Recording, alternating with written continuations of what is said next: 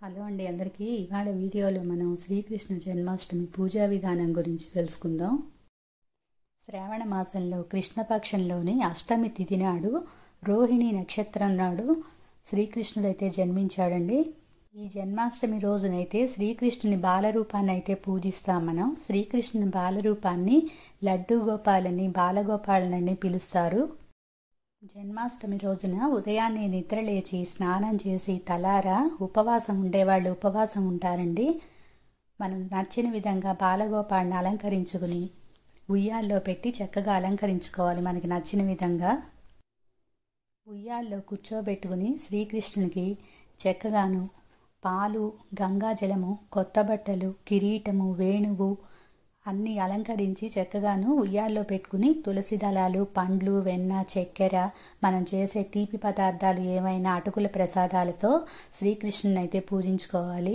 మనకి బాలకృష్ణుని పూజకైతే ముందుగా ఉయ్యాల, ఆభరణాలు, కిరీటం, తులసి దళాలు, గంధము, అక్షింతలు, వెన్న, కుంకుమ అన్ని పూజా సామాగ్రి అన్నీ తయారు చేసుకోవాలి. మనం తమలపాకులు, సింహాసనము, కొత్త బట్టలు, పసుపు, కుంకుమ, కొబ్బరికాయలు, డబ్బులు, దీపము, చిల్లర నాణ్యాలు, ధూపము, దీపము, అగరబత్తి, పండ్లు, కర్పూరము, ఒక నెమలిక వస్తువులన్నీ కూడా మనం కృష్ణుని దగ్గర పెట్టుకుని అలంకారానికి సిద్ధంగా ఉంచుకోవాలి.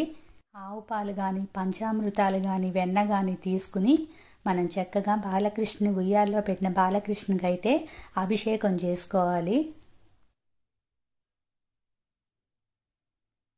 అక్షింతలతోనూ, పూలతోనూ, తులసి దళాలతోనూ బాలకృష్ణునికి అర్చన చేసుకుని మనకి అష్టోత్తర శతనామావళి పుస్తకం ఉంటుందండి. ఆ పుస్తకంలో మనకి శ్రీకృష్ణ అష్టోత్తరం అయితే ఉంటుంది.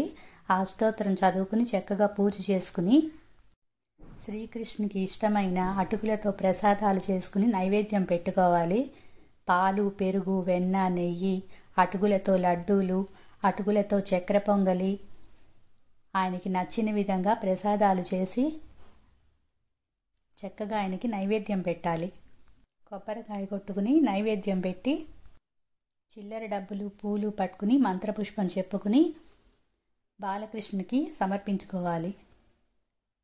జన్మాష్టమి రోజు చేసే పిండి వంటల్లో ఉల్లిపాయ, వెల్లుల్లిపాయ లేకుండా చేసుకోవాలండి.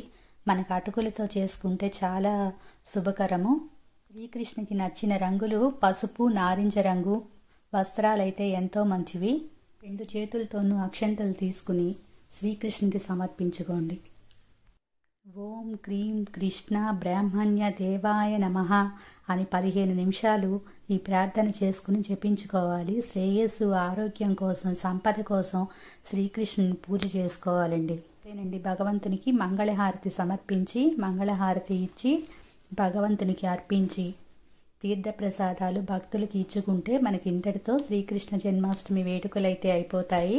శ్రీకృష్ణుని పాదముద్రలు చక్కగా బియ్యం పిండితో కానీ వేసుకోవచ్చండి, రంగు పెయింట్లతో కానీ వేసుకోవచ్చండి. ఈ వీడియో కనుక మీకు నచ్చినట్టయితే లైక్